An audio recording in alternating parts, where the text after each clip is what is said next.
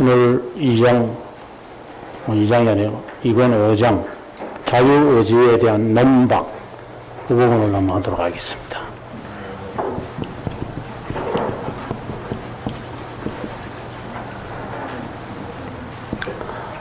이번 5장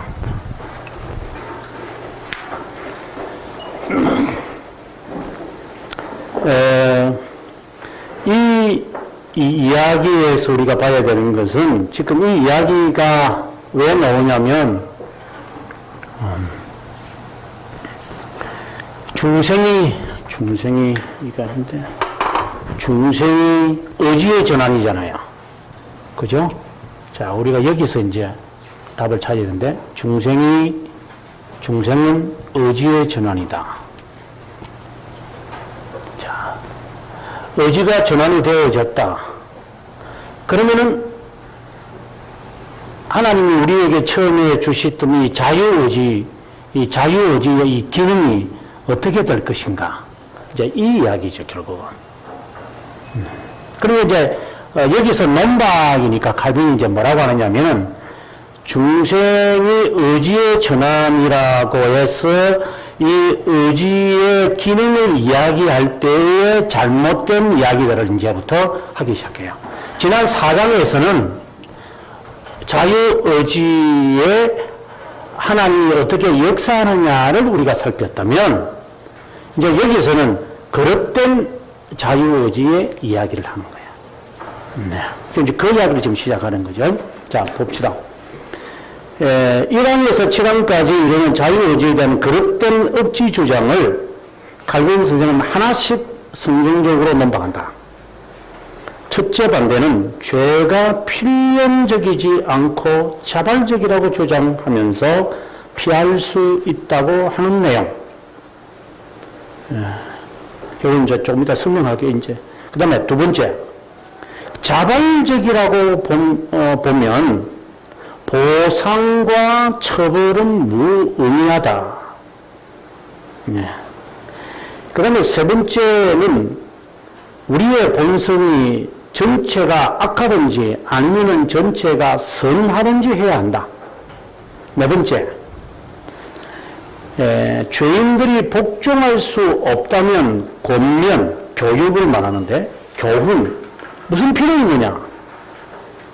그런데 다섯 번째, 우리가 행할 수 있기에 계명을 주셨으니 우리가 행할 수 있다. 이제 이런 이야기들. 하나 지금 의지와 관련된 이야기를 지금 하나씩 밝히게 됩니다.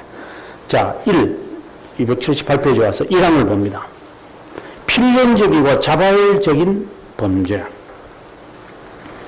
우리 교리가 상식에서 어긋나는 것처럼 비난을 쏟아내고 몇몇 어리석은 추론들만 아니라 몇몇 성경 구절에도 어긋난다고 주장을 합니다. 이에 대한 두 가지 공격에 우리는 답변이 이렇습니다. 그들에 따르면 죄가 필연적이라면 죄가 될 수 없다. 자발적이라면 피할 수 있다. 마음만 먹으면 피할 수 있는 거다. 그러니 죄에 대하여서 필연적이다. 뭐 노예적 의지다. 이런 말 쓰지 마라 이 말이에요. 죄를 지을 수밖에 없다. 그런 말을 하지 마라 하는 이야기를 하는 겁니다. 그런 것을 주장하는 대표적인 사람이 누구냐? 펠라기우스다. 이렇게 말합니다. 근데 이제 칼빈이 밑에서 답을 뭐라고 내리냐면 밑에 굵게 되어 있는 부분입니다. 펠라기우스는 자유라고 하는 말과 자발이라는 말을 혼동하고 있다. 이렇게 이제 간단하게 칼빈이 말합니다. 이 무슨 말이냐면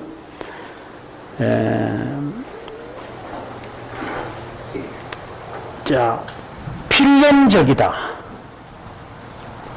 필연적으로 우리는 죄 지을 수밖에 없죠. 이제 자유의지에서 본다면 이 말이 안 되는 거죠.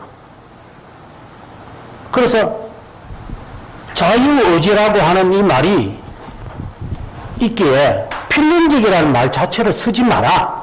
이렇게 지금 첫 번째 이야기가 이겁니다. 여기서 칼빈이 뭐라고 이야기하냐면 자유의지라고 말할 때 이 자유라고 하는 말과 자발이라고 하는 말을 헷갈리지 마라 이 말이에요. 말로서는 자유의지고 필연적이라고 하지만 이것은 추상적인 개념이지 실제는 뭐냐? 자발적으로 우리가 행동하지 않느냐. 우리가 일을 할 때마다 내가 지금 손을 이렇게 움직일 때마다 내가 필연적이라고 생각해서 손을 움직이는 게 아니지 않느냐. 내가 하고 싶어서 하는 거잖아요. 다 자발적으로 하는 거잖아요. 자연스럽게 하는 거지. 개념적으로는 필연적이다, 자유의지가 충돌이 일어나지만 실제로는 충돌이 안 일어나잖아요. 우리가 제노가 하는 말을 보면 A에서 B를 가기 위해서는 반드시 이 A, B 점을 통과해야 한다. 화살이. 그죠? A에서 B, A, B를 가기 위해서는 A, A, B를 통과해야 한다. 그렇죠. A, A, B를 도달하기 위해서는 A, A, A, B를 통과해야 한다. 말은 맞아요. 그러니까 화살은 가버렸는데 말은 아직 출발도 못하는 거예요, 지금.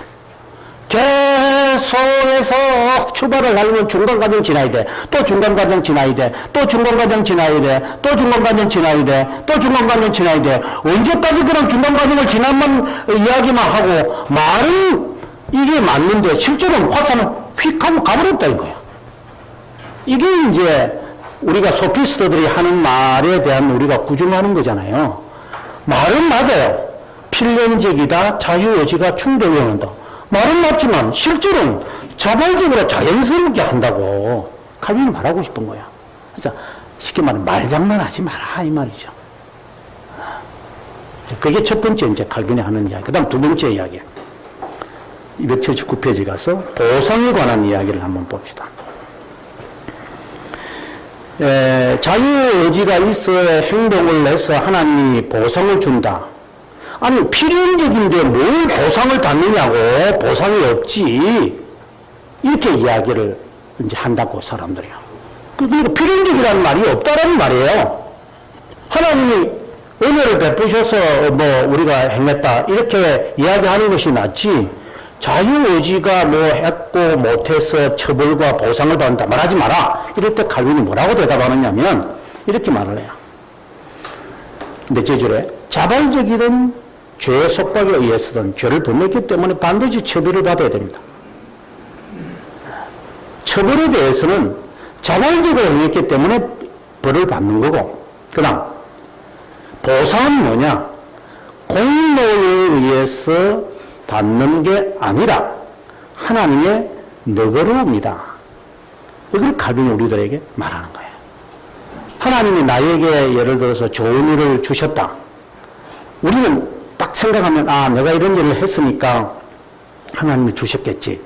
이런 생각을 한다면 그 사람은 죄송하지만 자유의지에 꽂혀있는 사람이에요. 하나님은 우리들에게 보상을 하실 때 이것과는 상관없어요. 내가 행했던 것과는 아무 상관이 없어요. 그냥 하나님께서 나에게 보상을 주시고 혜택을 주시는 거예요.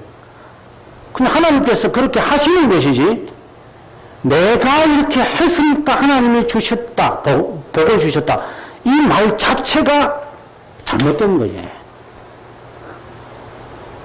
여러분 어떻게 생각하세요?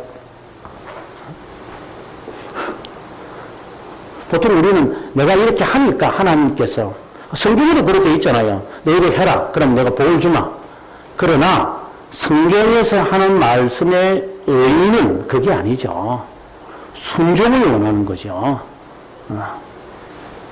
그리고 성경에서 원하고 그러니까 복을 약속을 하신 것은 복을 이렇게 약속을 하잖아. 이렇게 하면 내가 복을 주겠다 하는 것은 선행과 순종을 위한 경영의 차원이지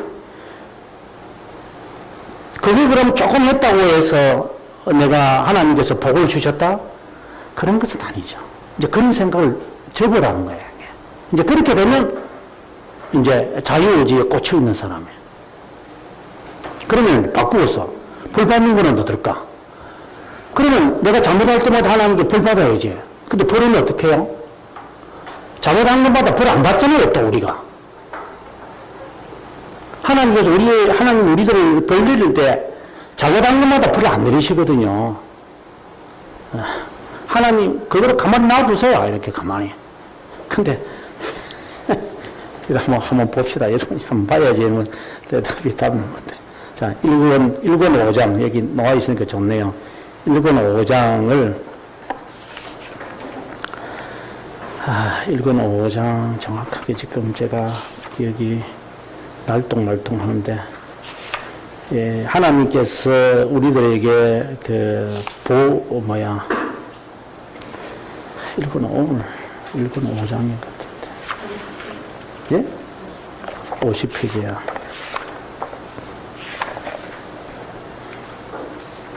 자, 57페이지 한번 볼까요? 자, 봅시다. 무엇을 제가 염두에 두냐면요. 56페이지에 보면 하나님의 통치 이야기를 하시다가, 칼빈이 이런 말을 해요. 57페이지 위에서, 넷째 줄부터 제가 읽어볼게요. 범죄자들에 대한 처벌을 의심하는 것은 불가능합니다.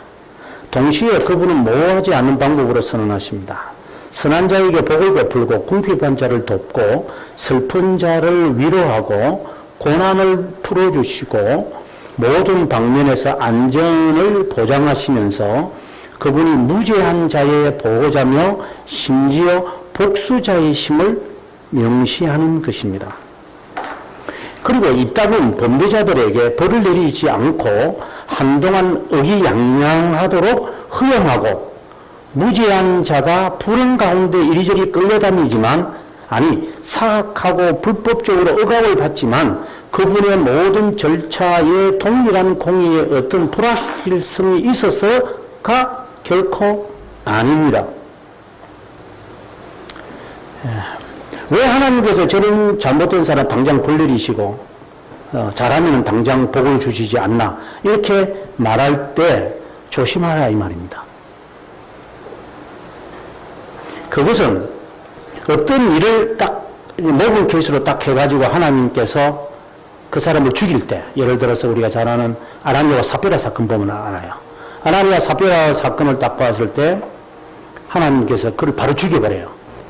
예. 너가 팔기 전에는 너 것이 아니더니 팔고 나니까 너 것이냐. 이것을 가리고 이제 케이스를 잡아서 이제 베드로가 너가 하나님을 속인 것이다 라고 해서 그 부부가 다 죽어버려요. 자, 근데 지금 우리들 가운데나 교회를 보면 헌금을 속여온 사람은 한두 명입니까? 11조 우리 흔히 하는 말 더 훔쳐 먹는 사람들이 교회 돈 가지고 삥땅하는 사람도 많고 마저에 보면 목사들 같은 경우에 그거 갖고 노름하기도 하고 하나님 그거 별로 안 내리시거든요. 그럼 왜 내리시는가? 칼빈은 이제 오늘 여기서 이제 1권 5장 이제 7항에서 이 답을 해요. 그런 케이스를 통해서 하나님은 반드시 그러한 처벌을 하실 것이라고 하는 것을 우리들에게 말해주는 거야. 그리고 그 가운데서 그가 돌아오기를 또 동시에 기다리시는 거고. 이 칼빈이 성령이에요, 지금. 그래서 그것을 바라보고, 내가 이래서는 안 되겠구나 하고 경고를 받는 사람은 하나님의 선택된 자예요. 근데 그러한 케이스의 범죄의 처벌을 보고도 감각이 없이 그대로 나대는 사람들은 결국은 그것이 그에게는 최후의 심판의 증거가 될 거예요. 그래서 하나님의 복수자임을 이렇게 보여준다고 지금 칼빈이 말하고 싶은 거예요. 내 생각에 하나님 지금 당장 보고 저주를 내리고 상을 주고 형벌을 내리지 않나 그렇게 말하면 안 된다는 거죠. 하나님의 그 비밀적 섭리에 의해서 행하는 것이기 때문에. 그래서 다윗이 사울을 처치 못하는 거예요. 하나님이 그를 처치하도록 내맡기는 것이 정말 제가 볼 때는 다윗은 정말 멋있는 사람 같아요. 그래서 제가 학생들한테 내가 늘 부탁하는 게 너희들이 심판자가 되지 말라고. 심판의 대리자도 되지 마라. 보통 교회들을 보면은, 교회 불의가 있으면은, 나대는 사람들이 있거든요. 앞장서서 뭐 참 좋지요. 저는 옳다고 봐요. 그 잘못된 거라고 보지 않지만, 그게 자칫하면은 자기의 부메랑이 돼요. 예, 교회의 그러한 부조, 하나님께서 그러면 지금 교회에 대한 이 부조리를 모르고 가만히 계시는 것인가? 또 이렇게 말하겠지. 나 같은 사람을 통해서 이 불의를 없애려고 하나님께서 하실 거예요. 이렇게 자기는 생각을 하면서 했겠지만, 제가 볼 때는 그렇게 하나님의 뜻을 따라서 자기가 십자가를 지는 사람이 과연 몇 명이나 될까 하는 생각이 들잖아. 거의 대부분은, 예, 자기의 이권과 관련되어 있는 사람들이죠. 그래서 이 불의를 다 없애고 나면은, 그 다음 누구 차진대요? 다른 불의가 딱 들어가서 자기 체제 쫙 만들고. 지금 예를 들어서 우리 학교 같은 경우에 이 계열이 있는 분들 지금 거기에 지금 줄 수 있는 분들이 많거든요. 쫙 줄 수 있어요, 이렇게요. 거기에 줄 안 쓴 사람은 근접 못해요. 그리고 사람들은 이거 없애야 된다 이러지만 제 마음속으로 그럼 없애고 나면은 그러면 누가 그 자리 채우는데? 똑같아요. 그래서 똑같아. 물론 덜하고 덜하는 차이만 있을 뿐이지 제가 볼 때는 똑같은 것 같아요. 그래서 대리자가 되지 마라. 그래서 지금 그 1권 5장 7항을 나중에 다시 한번 읽어보시고요. 오늘 본문 이제 279페이지에 2권 5장 2항에 있는 이것, 처벌을 받는 것은 죄 때문에 받는 것이고, 왜? 자발적으로 행한 것이니까. 필연적으로 행한 게 아니고 자기가 자발적으로 죄를 범한 거니까. 그 다음에 보상은 인간의 공로에 의한 게 아니라 하나님의 너그러움이다 라는 것을 칼빈이 우리들에게 말하고 있습니다. 그 다음에 세 번째, 선과 악의 구별. 선이나 악을 선택하는 것이 의지의 영역이 아니라면, 필연적이라면, 그럼 전부 악하고 전부 선하다고 해야 되지 않느냐. 이렇게 이제 질문을 이제 던지곤 합니다. 이 칼빈이 이제 이것에 관해서는 칼빈이 그렇게 답을 그렇게 하지 않는 것 같아요. 말도 안 되는 이야기니까. 그 다음에 네 번째, 교훈이 무슨 필요가 있느냐. 필연적이라면, 이렇게 이야기할 때 칼빈이 이제 교훈에 관한, 즉 훈계에 관한 하나하나를 말씀을 합니다. 다 제가 하지는 않고 여기에 281페이지에 가서 훈계의 목적이 뭘까? 또 다른 말로는 교육의 목적이 뭘까를 생각하면 좋겠습니다. 완고한 심정을 가진 사악한 자들이 훈계를 경멸하기에 하나님의 심판대에 설 때 그 훈계는 그들에 대한 증거가 될 것입니다. 양심을 두드리고 꾸짖습니다. 아무리 비웃을지라도 인정할 수밖에 없습니다. 훈계의 주된 사용은 성령으로 항상 행동하는 동안 주님께서도 자신의 말씀의 도구를 생략하지 않고 채택하는 신자들의 경우에 볼 수 있습니다. 경건한 자의 모든 힘은 하나님의 은혜를 구성하는 진리의 기준임을 잊지 맙시다. 그래서 훈계의 목적은 올바로 서게 하기 위함이다. 좀 더 내려가시면은 하나님은 두 가지 방법으로 선택자들에게 역사하는데, 첫째, 자신의 성령으로 심정에 역사하시고, 두 번째는 말씀으로 역사합니다. 성령께서 그들의 마음을 조명시키시고 심정을 훈련시켜 의의를 실천하도록 하시기에 새로운 피조물이 됩니다. 그분의 말씀으로 성령께서 이런 혁신을 구하고 찾도록 부추깁니다. 그래서 말씀이 사모하도록 할 것이다. 그러니 그 말씀을 배우도록 해야 한다. 이 말이죠. 그 다음에 이제 넘어가서 282페이지에 가서 교훈은 어느 정도의 힘을 갖고 있는가? 제일 밑에 줄에 봅니다. 모든 교훈은 세 가지로 분류될 수 있습니다. 첫째, 하나님께로 돌아오게 하는 것. 둘째, 율법을 준수하게 하는 것. 셋째, 은혜 안에서 견인하도록 하는 데 목적을 갖고 있습니다. 인간의 능력들을 하나님의 법의 교훈으로 측정할 수 있다는 견해는 율법에 대한 가장 심한 무지의 근거에 있습니다. 다음에 성경 구절의 뜻은 과연 무엇일까요? 무엇이냐? 범법함을 인하여 더한 것이라. 율법으로는 죄를 깨달음이라. 율법은 죄를 일으킨다. 율법이 가입한 것은 범죄를 더하게 하려 함이라. 라는 등의 말씀들은 우리의 능력에 맞게 제한하는 것이 아니라 연약함을 명백하게 드러내는데, 그래서 하나님의 말씀은 하나님의 선택된 자에게 자신의 능력의 한계를 지적하는 것이다.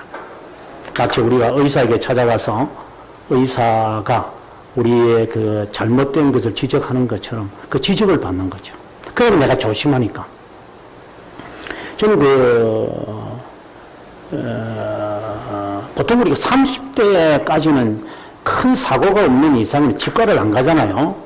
저도 30대까지는 치과를 잘 안 가다가 여기 한국에 와가지고 이제 제 제자가 치과 의사가 있어가지고 치과 의사에게 처음으로 갔어요. 그 전에 치과를 안 갔어요. 근데 이 의사가 이제 제일 사진을 다 찍어요. 사진을 다 찍고 난 다음에 쫙 보면 첫 마디가 딱 그래요. 지금부터 한 16년 전 이야기입니다. 교수님은 이빨에 뿌리가 약하대요. 그래서 예, 알았어요. 그 말 듣고 나 기분 참 안 좋대요. 나는 잘 먹고 잘 씹고 있는데. 그리고 또 하나님 막 지적해요. 막.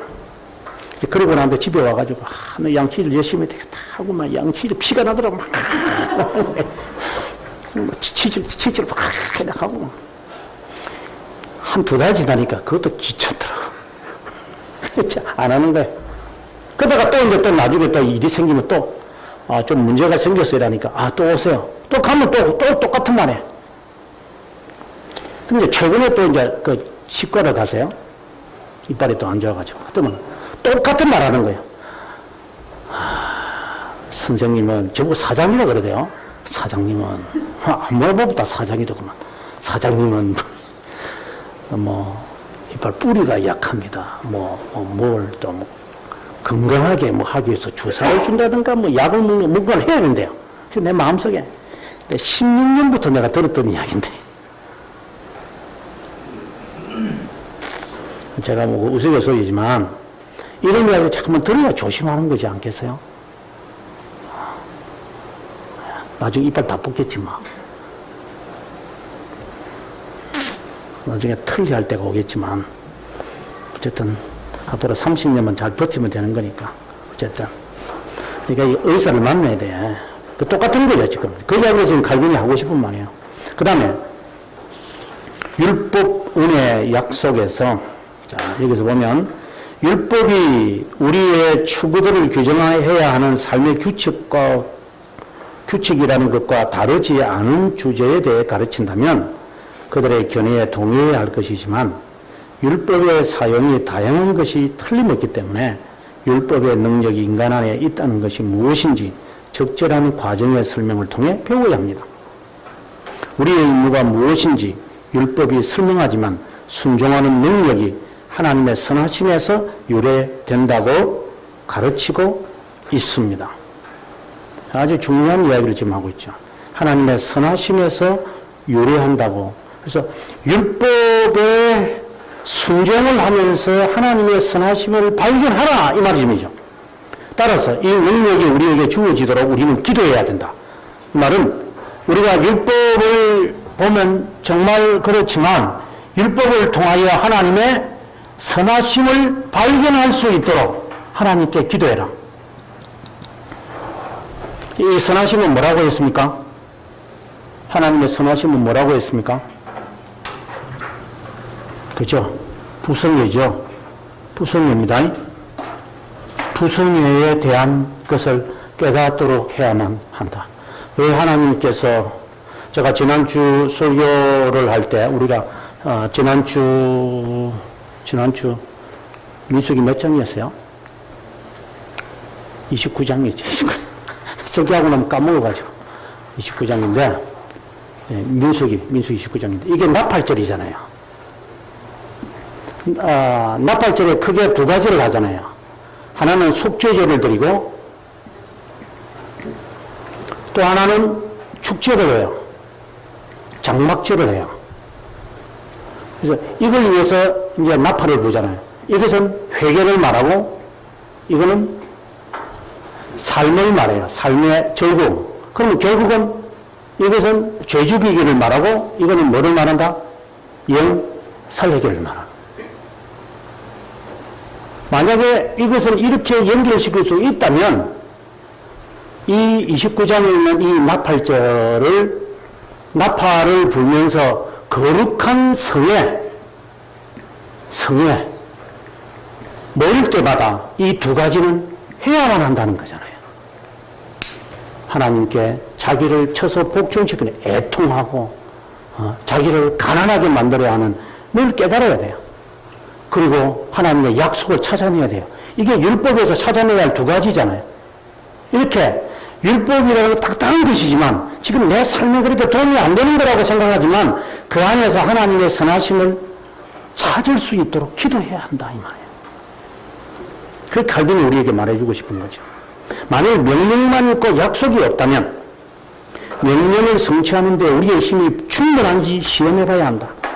약속들이 첨가되어 있다면 도움만 아니라 우리 전 능력이 하나님의 은혜에서 유래된다는 동시에 우리가 율법의 준수에 일치되지 않은 뿐만 아니라 율법에 관련해 단순히 어리석은 자에 불과하다는 것을 깨닫는 것이 우리에게 요구되어진다. 하나님은 우리가 행할 수 없는 것을 명령하셔서 우리와 하여금 그분께 강구해야 하는 것을 알도록 합니다. 지금 상당히 중요한 것을 지금 우리에게 말하고 있다고 저는 봅니다. 자유의지에 주어진 모든 것이 하나님의 은혜에 보다 큰 영예를 돌린다면 교훈은 크게 요용합니다. 믿음은 율법이 요구하는 것에 익숙합니다. 율법이 요구되는 것을 믿음이 익숙하도록 율법은 요구합니다. 하나님은 우리에게 믿음 자체를 요구하시고 발견할 수 있을 때 비로소 요구하시는 것을 찾으십니다. 교훈의 세 가지. 첫째, 그분에게 돌아오라. 그 앞에 이제 이 이야기를 이미 했는데요. 앞에서 282페이지 제일 밑에 줄에 보면 모든 교훈은 세 가지가 있습니다. 첫째, 하나님께 돌아오는 것, 율법을 준수하게 하는 것. 셋째, 은혜 안에서 결혼하도록 하는 그 이야기를 했는데 여기는 뭐라고 말하는지 보겠습니다. 그분에게 돌아오라고 명령하시는데 심령을 새롭게 하는 말씀들은 인간의 의지나 본성으로 그분의 교훈을 성취할 수 있음이 아니라 오직 그분의 은혜뿐임을 의도하고 있음을 알 수 있다. 둘째, 교훈을 통해 하나님을 공경하고 그분의 뜻을 준행하고 그분의 명령을 지키고 그분의 가르침을 따르도록 하는 데 있다. 셋째, 하나님의 은혜 안에 있게 하기 위함이다. 앞에서 있던 내용과 상당한 유사한 내용을 지금 말합니다. 그 다음, 이 교훈의 이야기를 가지고 협력적 은혜다라고 말해서는 안 된다. 이게 보면 장대를 피우는 자들은 하나님께서 우리의 연약함을 후원해 주신다면 우리가 전력을 다할 수 있다고 합니다. 회심까지도 하나님과 우리가 서로 협력해야 하는 것이라고 억지 주장하는 사람들이 있습니다. 이 사람들은 아르미니우스 파다라고 봅니다. 이 주장을 지적받기 위해 다음과 같은 성경저들을 인용합니다. 내게로 돌아오라. 그러면 내가 너희에게 돌아가리라. 하지만 이 말씀은 그분의 명령을 준수하려면 그분의 은혜가 요구됨을 말하고 있는 것입니다. 하나님과 인간이 회개하는 일을 나누어서 하는 것을 해석하는 것은 정말 불행한 왜곡이 아닐 수 없습니다. 하나님께서 돌아가리라 하는 의미는 그분이 회개하도록 심정을 갱생시키는 것을 의미하지 않고 베푸는 번영으로 그분의 자비와 호의를 증명하시고 동일한 방법으로 이따금 불행을 통해 그분의 불쾌함을 표현하시는 것과 같다고 하겠습니다. 장기를 피우는 두 번째 사람, 준수 불가능하다. 앞에서도 이제 이야기 좀 했는데, 장대를 피우는 자들은 성경에 기록된 약속들이 의지의 자유를 보장하고 있다고 주장합니다. 예를 들어서 너희가 즐겨 순종하면 땅의 아름다운 것을 먹을 것이고 너희가 거절하면 칼에 삼키우리라. 주님께서 복을 주시겠다는 약속에 조건이 있다는 것은 그것들의 성취가 불가능함을 말씀하고 있습니다. 그런데 복받도록 우리를 그분이 초청하시는 조소하심이 아닙니다. 하나님께서 자신의 교훈을 통해 자신의 뜻에 관해 가르칠 때 그분은 우리의 불행을 알려주시고 그분의 뜻에 우리가 얼마나 불을 일치하느냐를 알려줍니다. 동시에 성령께서 바른 길로 인도하시도록 강구하라는 겁니다. 우리의 게으름이 교훈으로 인해 충분히 자극을 받지 못하기에 약속들이 더해져서 어떤 달콤함으로, 다른 말로 한다면 일반 성례 또는 가시적 상징을 통해 교훈을 사랑하도록 하는 겁니다. 자, 이제 여기서 칼빈이 이제 말하고 싶은 내용이 이제 핵심이 나오는 것 같아요. 지금 이제 자유의지 논박을 쭉 지금 설명하면서 칼빈이 뭐 보상이 나오고, 그죠? 처벌이 나오고, 필연적이다, 이런 말들을 다 했지만, 칼빈이 지금 말하고 싶은 것은 뭐냐면은, 하나님께서 강하게 저주하시거나, 그리고 번영을 약속하시거나, 이 두 가지를, 이 자체를 문자적으로 받아버리지 마라. 강하게 저주하는 것은 하지 말라라고 하는 것에 대한 의도고, 번영을 약속하라는 것은 격려하기 위하심이다. 를 지금 칼빈이 말하고 싶어요. 자, 이것을 만약에 다른 것으로 이해를 해서 강하게 저주하는 거 보니까 하나님 그럴 수 있어? 이런 식으로 말한다거나, 번영을 약속하는 것을 바르게 모르게 될 때, 내가 이렇게 행하면 하나님 복을 주시는구나, 이런 요령의 법칙을 만들지 말라는 거예요. 이것은 하나님께서 우리에게 말씀하고자 하시는 이유예요. 말씀을 가지고는 안 되니까. 말씀을 가지고 내가 이해하고 이런 것이 안 되니 하나님이 아주 강하게 말하는 거예요. 그냥 강하게. 너희가 들어가도 나가도 저주를 받을 거다. 그것에 대해서 경고를 받고 하지 말라는 말이에요. 내가 들어가도 나가도 복을 주겠다. 떡반죽에도 복을 주겠다. 이것을 통해서 내가 정말 조심해야지, 내가. 이렇게 격려를 얻으라는 하나님의 그 선하심을 깨달을 수 있다면 그것이 교훈의 율법의 목적이라는 거예요.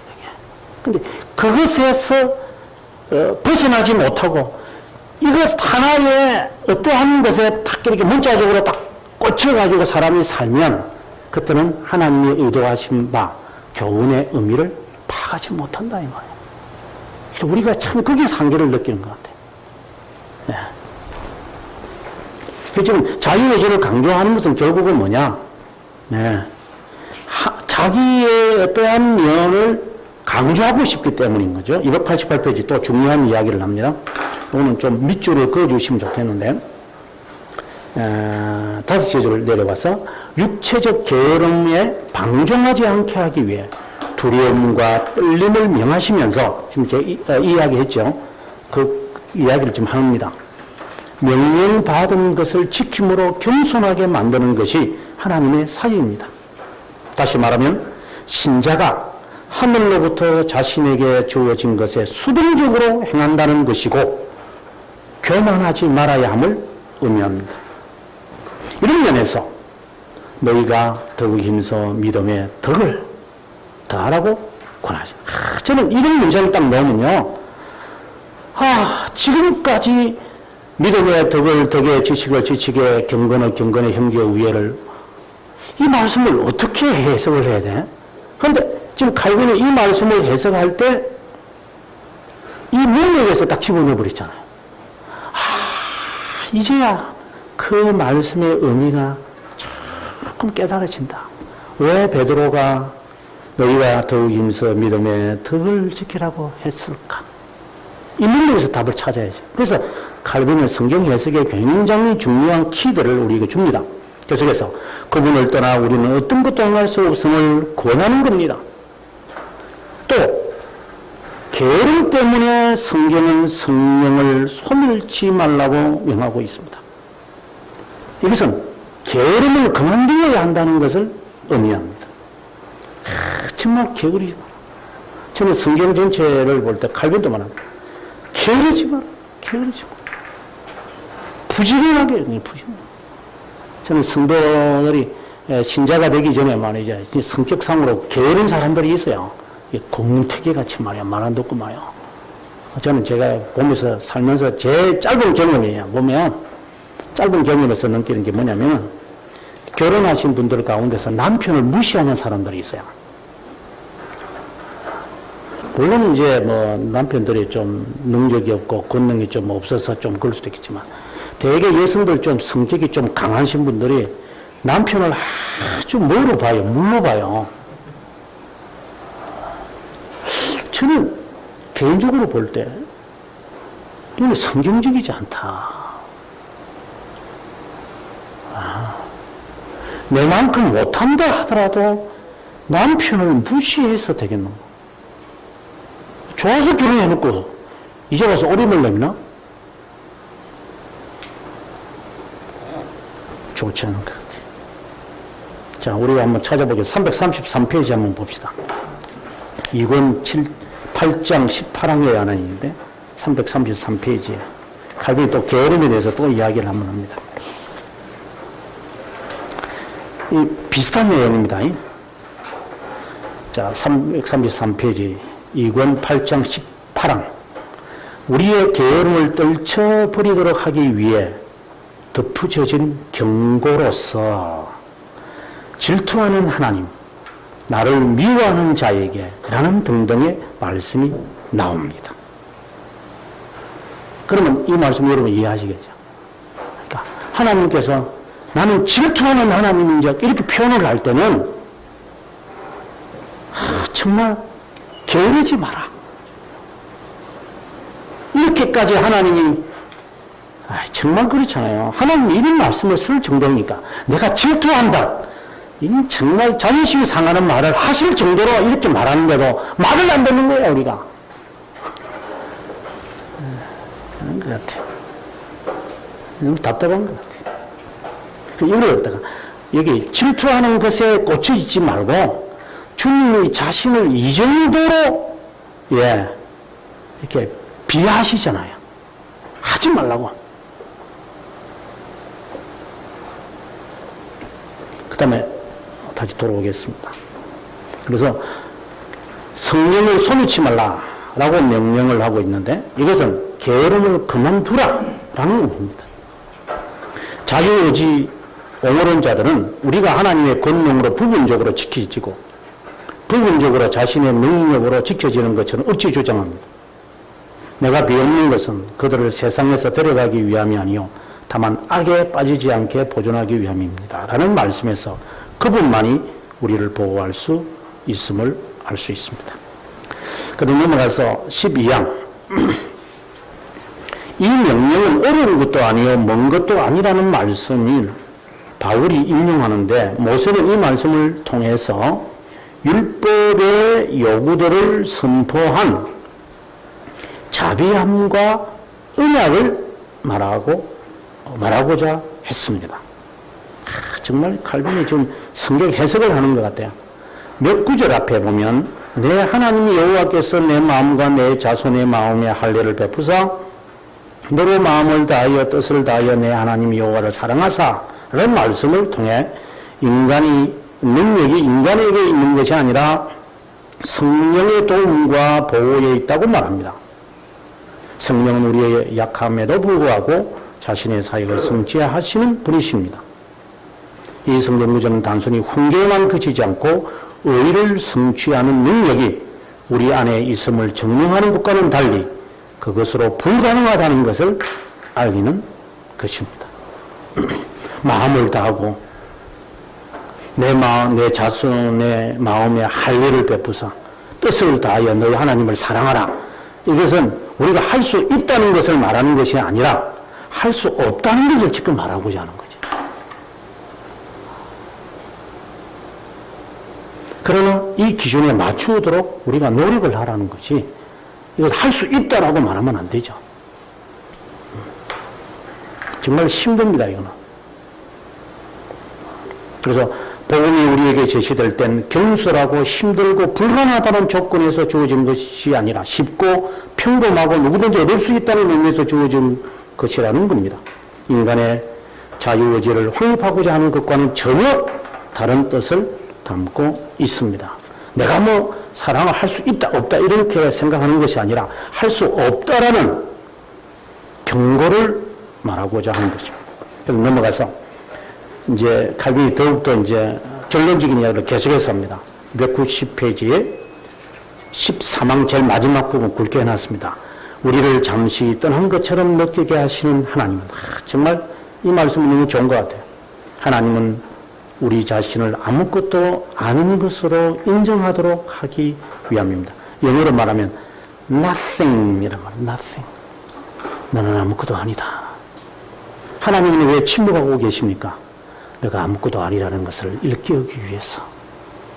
하나님은 왜 응답하지 않으십니까? 너는 아무것도 아니라는 것을. 모든 것이 너에게서 나오는 게 아니라고 하는 것을 일깨우기 위해서.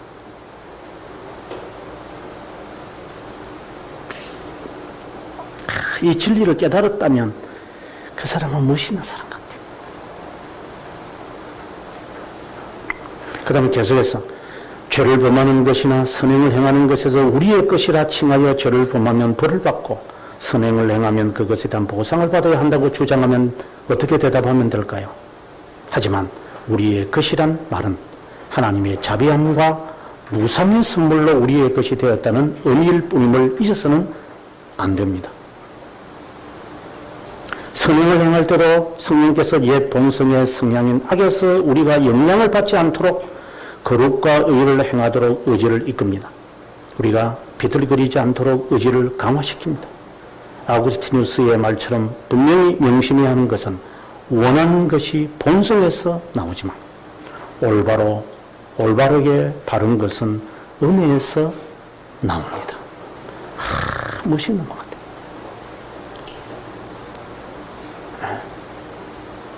내 마음은 내 스스로에서 나의 성격에서 나오겠지요.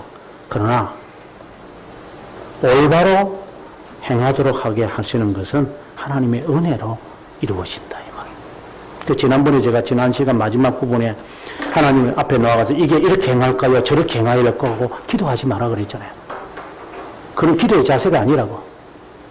내가 A를 놓고 B를 넣는데 하나님 얻는 게 하는 게 하나님 뜻입니까? 이렇게 기도한다는 자체가 벌써 기도를 지금 그 사람은 기도가 뭔지 모르는 사람이에요. 그 사람.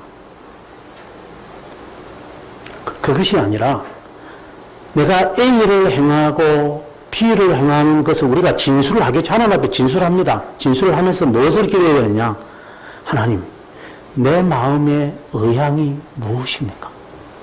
나는 왜 A를 행하고 싶고 B를 행하기 싫고 하나님께서 원하시는 것이 A인지 B인지 내가 알고 싶고자 하는 나의 이 본심, 이거 본성이 뭐냐고 이게.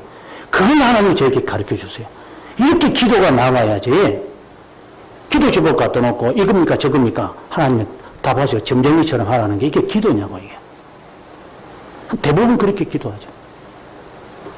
그래서 여기서 지금 칼빈이 그 말을 지금 하는 거잖아요. 그래서 정말 내가 하고 싶은 것은 나에게서 나오는 거다 이게. 하고 싶은 게 많으니까 욕심이 있으니까.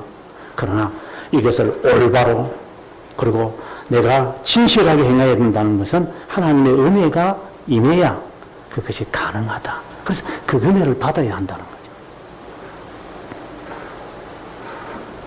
그래서 우리가 어떤 제목을 놓고 이제 사업을 앞두고 무슨 결정을 해야 된다고 하고 딱 내세워서 보통 우리가 이제 보통 작정 기도를 하게 되어지는데, 그건 저는 좋은 자세라고 봐요. 그러나 그 자세에서 가장 중요한 자세는 뭐냐? 선택해 달라고 하는 게 아니라 내가 하나님 앞에 나이가 A나 B를 지금 내세우는 나의 이 나도 알지 못하는 내가 파가지 못하는 내 마음에 있는 이 본성, 이 본심 하나님 그거 가르쳐 주세요. 주님 그걸 원하시니까. 그래서 그 다음에 이런 말을 하는 게 좋죠. A입니까? B입니까? 하는 것이 아니라 하나님, C가 무엇입니까? 하나님 저에게 왜 A와 B를 주십니까? 제가 아직 알지 못하는 C가 있는 겁니까? 하나님, 저는 A와 B를 어떤 걸 하더라도 만족이라는 게 있겠어요? 솔직히 이거 만족이라는 별 조금 더 하고 덜한 것밖에 없어요. 하나님, 정말 당신이 이것을 나에게 허락하셨을 때 주님이 정말로 원하시고 내가 정말 행해야만 하는 이 또 다른 하나님이 원하시는 이 C를 하나님이 저에게 가르쳐 주세요. 그러면 이것을 알면 A와 B는 선택하기가 쉬워요. 아, 이게 아니구나, 이거. 아, 이거 맞구나. 딱 나오는데 이 두 개만 꽂혀 있지 마라 하는 것이 지금 칼빈이 계속해서 말하고 있는 것 같아요. 그 다음 15왕. 하나님의 은혜는 인간 의지를 이끌고 규정하는 성령의 규칙입니다. 성령은, 그 다음 말이 참 중요합니다. 성령은 수정 없이, 교정 없이, 갱생업 없이 사역하지 않습니다. 이 말은 다른 말로 말하면 회개 없이 성령은 역사하지 않습니다. 자기를 비우라는 거예요. 비우고 그 다음에 성령의 역사를 체험해야 한다.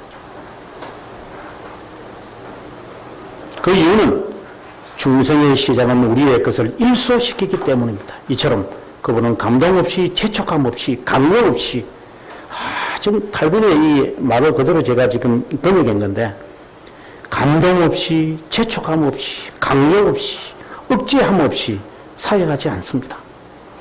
은혜에서 생기는 모든 것은 전적으로 성령에 의한 겁니다.